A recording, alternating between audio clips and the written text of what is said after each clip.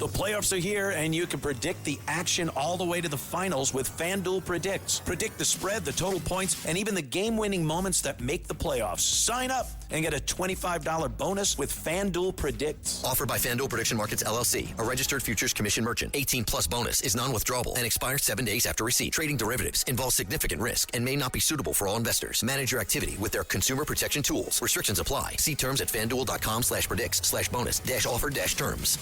Listen, all you New Yorkers. Excuse me. Taxi. Okay, man, we're looking around. This is the 77 WABC minicast. I got to tell you, lately I've been really into these out-of-state races. That's when you know you're really getting serious about this job. I never cared before. The only race I cared about was Trump. But cities and, Congress people, I never cared. But right now, I'm rooting so hard for Tommy Tuberville to be the next governor of Alabama.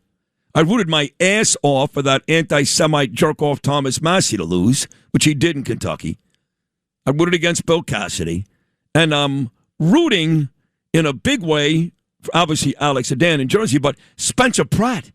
Like, I really want Pratt to make it on Tuesday. He doesn't win the election, but he gets there if he's one of the final two. Same thing with Steve Hilton for governor.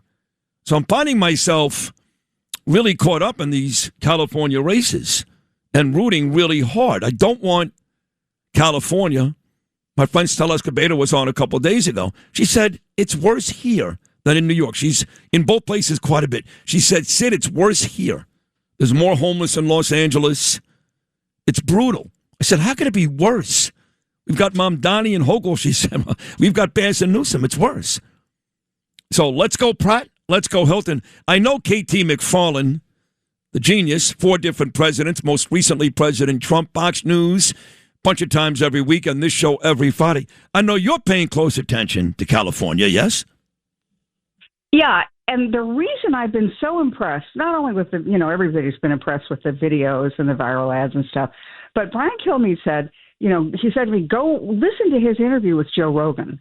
There's a 3-hour interview, and Spencer Pratt talks to Joe Rogan for 3 hours, and he talks very specifically about what's wrong with the fire department, what's wrong with the Palisades, what's wrong with the fire, why did it happen, why were the reservoirs empty when they needed them, when they knew there would be fires.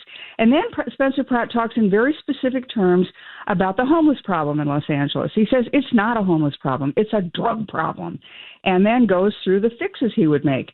So the reason I want you to look at that race and watch what happens is because you, like a Spencer Pratt, like a Donald Trump, like a Ronald Reagan, Ronald Reagan and Donald Trump, the 2 most successful presidents, certainly in my lifetime, and 2 of the most successful presidents in American history, they're not politicians. They did something else. They did something else before, and they were very successful at it. And so they came to the job with a very different attitude, a very different approach. That's why I like Spencer Pratt. He's never done politics, right, but he's got a lot of common sense, and he's done an enormous amount of research, and he has a plan. And that's why I think that you ought to take it all seriously. Look at really seriously, because you know New York. You have a plan, and you got to be articulate about the plan, which you're very capable of doing. That's the kind of person who changes the country. It's a Ronald Reagan. It's a Donald Trump. It's somebody who's not part of groupthink. It's an honor that you put me in the same sentence as I'm being honest, especially you, KT, because I've been a fan of yours for 30 years, literally. So thank you. That meant a lot to me. And I think you're right. I think, maybe not me, but certainly people like Trump and Reagan and Spencer Pratt, when they're not lifelong politicians and they're just common sense, successful businessmen. Pratt happens to be a reality star, which is funny.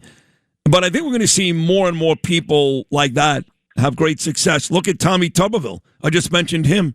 I want him to be the next governor of Alabama. He's a football coach. Great football coach. And he's awesome. And he's I've met him a number of times and briefed him. He's terrific. He's really smart, but he has a gut feeling about issues, and he sticks with it, and he is fearless. He is. And that's the great thing about great leaders. They're fearless. They don't care if the mob is screaming against them. They're going to do what they believe is right. And then they're going to convince you why they think it's right. And then they're going to do it, and then they're going to succeed. Well, they'll either convince you or they'll continue to do it and not care. Like President Trump with Iran, he has not convinced everybody, not even close. And we have the same conversation every week, and it's only because I talk to a lot of people. I go to events. People talk to me in the street. I am social media, and they go, I love Trump too, but if I get one more message that says, I love Trump too, but, okay, and I don't do that. I stick by the president, and whatever he does, I'm with him. I don't love everything. I don't.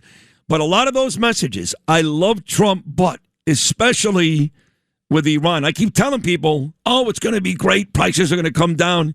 And they're like, Sid, we've been hearing this for months, okay? We don't want to hear it anymore. We want to see it. And that is the dilemma we are stuck in right now. Another ceasefire extension they're talking about, maybe another 60 days. And for all the folks who tell me at the Pentagon, a few, that we're stuck. That's why we want all these extensions, because we really can't make a move at this point. It's like a chess game. We're going to kill a lot of people, right? That's what we'll do if we actually send troops on the ground to get that enriched uranium, if we really bomb Tehran the way we want to with the Strait. So this is a chess game, and a lot of folks right now think we're stuck. Not winning, stuck. I don't think we're stuck. I don't think we've won. I think we're set up for success. But how does that success get defined?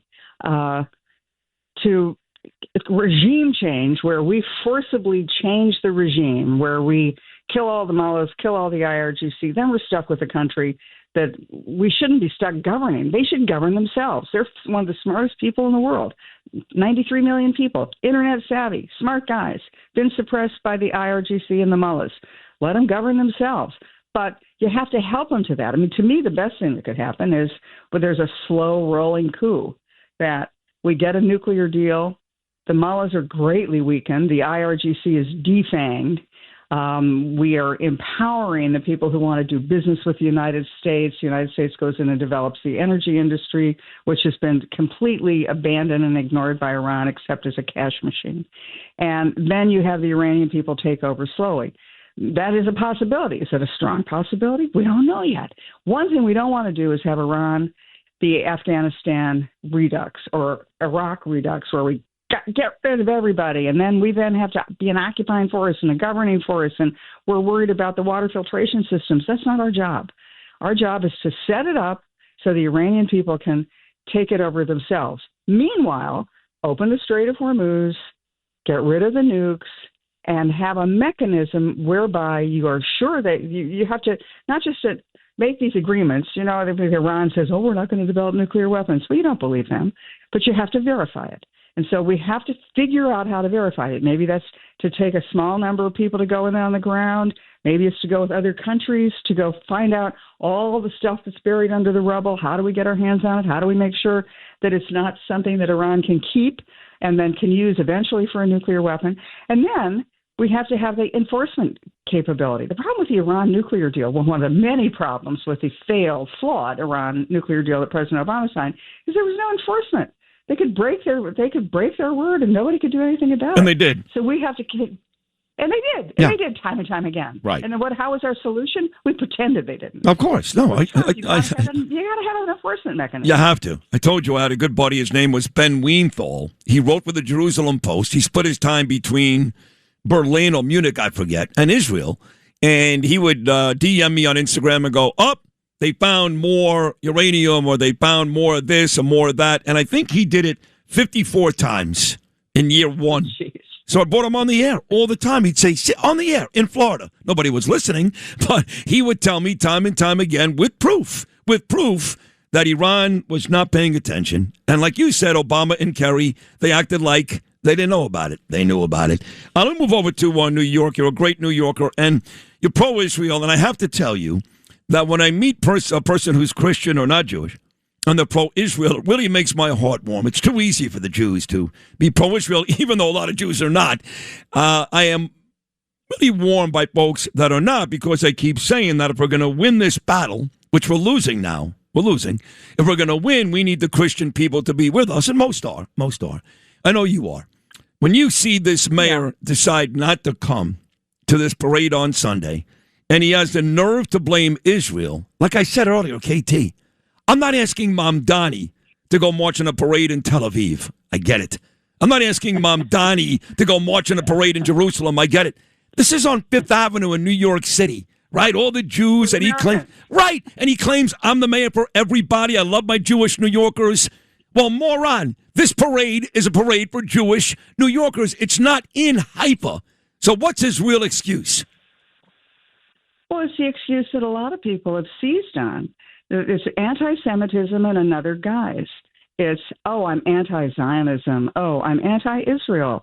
I think Israel's done terrible things in the Middle East, the poor Palestinian people. It's just a front and a guise, an acceptable excuse for being anti-Semitic. I think it's just anti-Semitism. That's all it is. What's happening in Europe is it's all it is. It's anti-Semitism. Because if it wasn't anti-Semitism, he'd be marching in that parade. He'd be marching in the St. Patrick's Day parade, the Columbus Day parade, the Jewish American parade. I mean, he would be marching in all those parades because that's New York. It's a melting pot. But not for him. It's a melting pot for everybody but Israel and the Jews.